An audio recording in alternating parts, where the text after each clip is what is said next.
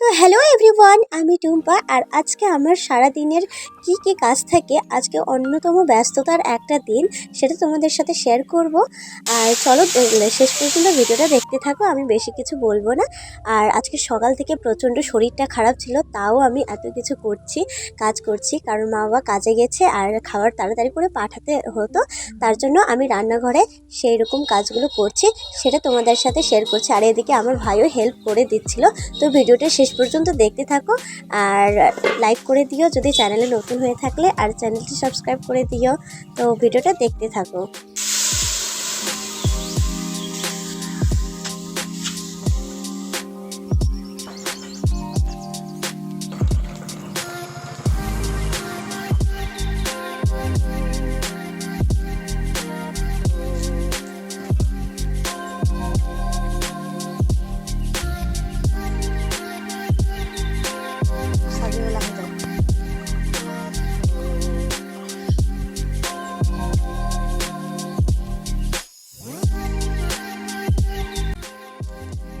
সকালে মাছবেলা এসেছিল, তাই কিছুটা মাছ নিলাম, যেহেতু মাছটা ভেজে রেখে দিলাম সন্ধ্যায় রান্না করবো বলে।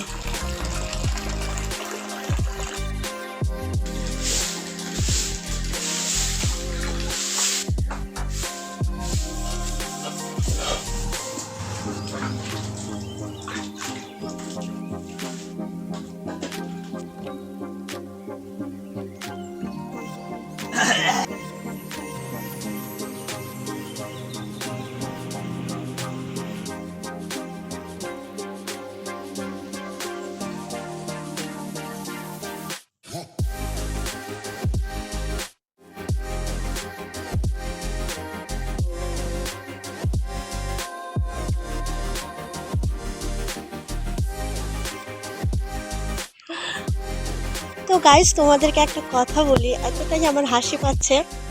আমি অর্ধেকের বেশি রাস্তাতে চলে এসেছি এবং আমার আমার পায়ে কি আছে দেখো। আমি ভাইয়ের জুতো পরে থেকে গেছি, আর ওই জুতো পরেই আমি বেরিয়ে গেছি। আমার এত হাসি পাচ্ছে যে তোমাদেরকে আমি শুধু হাসছি, আমি কথা বলে বোঝাতে পারছি না।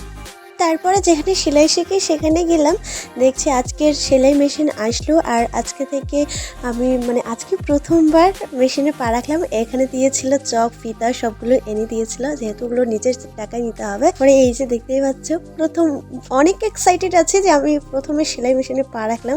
প্রথমে পারছিলাম না, এক জায়গায় গেলাম, পারছিলাম না। তারপরে এখানে নিজের থেকে চেষ্টা করছি। আমি পাটা ব্যালেন্স করতে পারছিলাম না। উপরে দেখছি তো নিচে হচ্ছে না, নিচে দেখছি তো উপরে হচ্ছে না। যাই হোক, এই যে দেখতে পাচ্ছে, এবার আমি একটু পেরেছি তাও ব্যালেন্স করতে, প্যাডেলে পা রাখতে। এখানে অনেকজনই ছিল, বেশিরভাগ মহিলারা ছিল।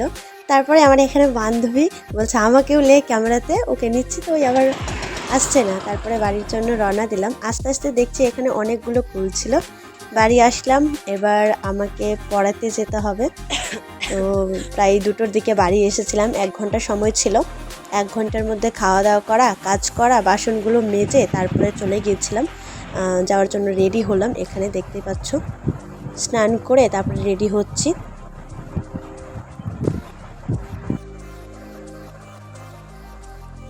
আড়াইটা বেজে গেছে খাওয়া দাওয়া স্নান করার। তারপরে চুলটা এখানে আঁচড়ে নিয়েছি আর বেরিয়ে গেছি। বেরিয়ে টোটো ধরলাম। টোটো ধরে এই যে আমার স্টুডেন্ট ওয়েট করছে আমার জন্য, গেলাম।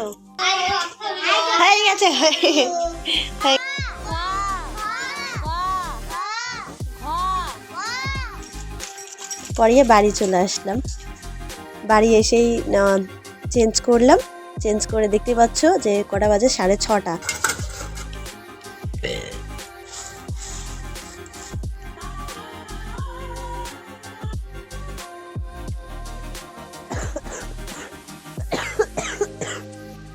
শরীরটা প্রচণ্ড খারাপ ছিল, তাই মা রান্না করে দিচ্ছিল আর আমি ঘুমিয়ে গেছিলাম। তারপরে খাওয়া দাওয়া করে রাতের বাসনটা মেজে দিলাম, কারণ ভোরবেলা উঠতে হয় তাই। যেহেতু সারাদিনের ক্লান্তি, একটু ফেস ম্যাসাজ করে নিই, কারণ অনেকটা ক্লান্তি লাগছিল। আর এখানে আদা চেরা করছি আর লবণ ছিল, যেহেতু কাশ।